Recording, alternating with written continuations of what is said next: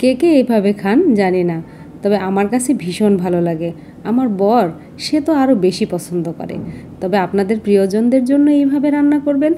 রমজান মাসে একইভাবে না খেয়ে এইভাবে একবার রান্না করে দেন, দেখবেন ওনারা খুব খুশি হয়ে যাবে, খেতেও ভীষণ ভালো লাগে। রান্নাটা যদি সুস্বাদু খেতে চান তাহলে অবশ্যই ভিডিওটা স্কিপ করবেন না, ফুল ভিডিও দেখবেন। আসসালামু আলাইকুম এভরিওয়ান, মণিমার রান্নাঘর থেকে আপনাদের সবাইকে জানাই প্রাণ ঢালা ভালোবাসা। অনেকেই রান্না করেন, কিন্তু আমি কিভাবে রান্না করি সেটাই আপনাদের সাথে শেয়ার করছি। এটা আপনারা ছোলা বিরিয়ানিও বলতে পারেন, বুট বিরিয়ানিও বলতে পারেন, খেতে কিন্তু খুব মজা। প্রতিদিন বুটের ঘুগনি রান্না না করে এভাবে একদিন রান্না করে খেয়ে দেখবেন। চলুন তাহলে আমরা কথা না বাড়িয়ে এবার রান্না শুরু করি। আমি এখানে পোলাওয়ের চাউল নিয়েছি 2 পট পরিমাণ, আমার যতটুকু লাগবে ঠিক সেই পরিমাণ। আপনারা আপনাদের পরিমাণ বুঝে নেবেন। চাউলটাকে এবার খুব ভালো করে ধুয়ে ভিজিয়ে রাখবো আধা ঘন্টা মতো। পোলাওর চাউল ভিজতে থাকুক, ততক্ষণ আমি বাকি কাজগুলো সেরে নেই। পোলাওর চাউল রান্নার আগে ভিজিয়ে রাখলে রান্নাটা খুব ভালো হয়, পোলাওটা ঝরঝরা হয় খুব ভালো, এবং রান্নাটা খুব দ্রুত হয়। আধা ঘন্টা পরে আমি ফিরে আসছি। চাউল আমি এবার ধুয়ে পরিষ্কার করে নেব। একদম সাদা মাড় পানিগুলো বের করে দিয়ে তারপরে আমি ধোয়া শেষ করব। এবার একটা ননস্টিকের কড়াই নিয়েছি, তেলের পরিমাণ খুব কম দিব যেহেতু বুট রান্নাতেও তেল যাবে। পেঁয়াজ দিয়েছি একটা, তেজপাতা দিলাম একটা, গরম মশলা দিলাম, দারচিনি এলাচ লং দিয়ে পেঁয়াজটাকে বাদামি রং করে ভেজে নেব। পেঁয়াজ বাদামি রং হয়ে গেছে, এবার চাউল দিয়ে দিব। চাউল দিয়ে আমি ভেজে নিব। গ্যাসের পরিমাণ খুব কম, সেজন্য রান্না করতে খুব কষ্ট হয়। চাউলটা খুব ভালো করে ভেজে নিয়ে তারপরে আমি ফিরে আসব। যে চাউল ভাজা হয়ে গেছে, এবার পানি দিয়ে দিচ্ছি। পানির পরিমাণটা দিতে হবে এমন, আমি এখানে 1 পোয়া চাউল হবে, সেখানে আধা কেজি পানি লাগবে। তবে আমার আন্দাজে আমি দিচ্ছি, আপনারা যদি চান তাহলে আধা কেজি পানি মেপে দিবেন। আর আমার পানি মাপার তেমন প্রয়োজন হয় না, একটা মাপ হয়ে গেছে রান্না করতে করতে। 2-3টা কাঁচামরিচ দিয়ে দিলাম, দিয়ে ঢাকনা দিয়ে ঢেকে রাখলাম বলক আসা পর্যন্ত। বলক চলে আসছে, এবার খুব ভালো করে নেড়ে চেড়ে দিব যেন চারিদিকের চাউলগুলো খুব ভালো মতো সেদ্ধ হয়।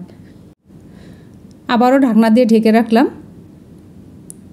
এখানে চাউল কিন্তু 50% সিদ্ধ হয়ে গেছে। এর মধ্যে এখন কিউব করে কেটে রাখা গাজর দিয়ে দিলাম। গাজরটা অপশনাল, আবার পুষ্টিগুণও আছে। সেদ্ধ গাজরের যত পুষ্টিগুণ আছে কাঁচাটাতে কিন্তু তত পাবেন না। গাজর দিয়ে দেখে নিলাম যে চাউলটা কতটুকু সেদ্ধ হয়েছে।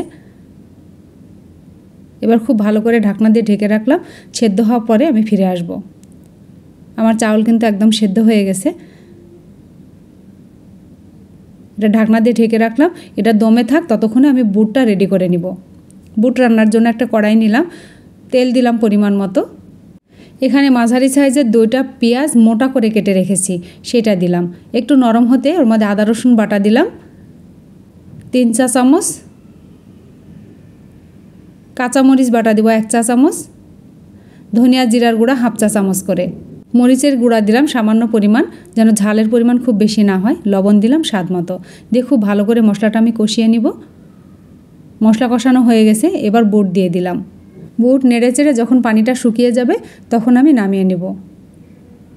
দেখে বুঝতে পারবেন কী অবস্থায় নামিয়েছি। গ্যাস কম তো সেজন্য পেঁয়াজগুলো গলে গেছে, আর গ্যাস ভালো থাকলে পেঁয়াজগুলো সুন্দর গোটা থাকবে। আমি চুলার ওপরে আবার পোলাওটা দিয়ে দিলাম, দিয়ে এবার পোলাওয়ের মধ্যে আমি এই বুটগুলো দিয়ে দিলাম। এখন নেড়ে চেড়ে খুব ভালো করে মিশিয়ে নেব যেন বুট আর পোলাওগুলো একসাথে মিশে যায়, খুব ভালো মিলেমিশে একাকার হয়ে যায়। এটাই হবে বুট বিরিয়ানি বা ছোলা বিরিয়ানি।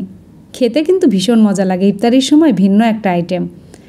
রান্না কমপ্লিট হয়ে গেছে, এবার ঢাকনা দিয়ে কিছুক্ষণ ঢেকে রাখবো দমের জন্য। তাহলে চাউল যদি কোনোটা শক্ত থাকে সেটা ঠিক হয়ে যাবে। এরপরে পরিবেশনের জন্য নিয়ে আসব। খুব সাধারণ কিন্তু খেতে অসম্ভব মজার। এখন একটা প্লেটে নিয়ে নিব। আপনারা কে কে এভাবে তৈরি করেন আমাকে কমেন্টে জানাবেন। এটা খাওয়ার জন্য শুধু এমনিতেও খাওয়া যাবে, আর যদি মনে করেন তাহলে চিকেন ফ্রাই অথবা একটু কাবাব কিংবা মাংস আপনার যেটা ভালো লাগে, কিংবা কোনো কিছুর ভর্তা দিয়ে খেতেও ভীষণ ভালো লাগে। সময় হয়ে গেছে, আজকে এই পর্যন্তই রাখি। আল্লাহ হাফেজ।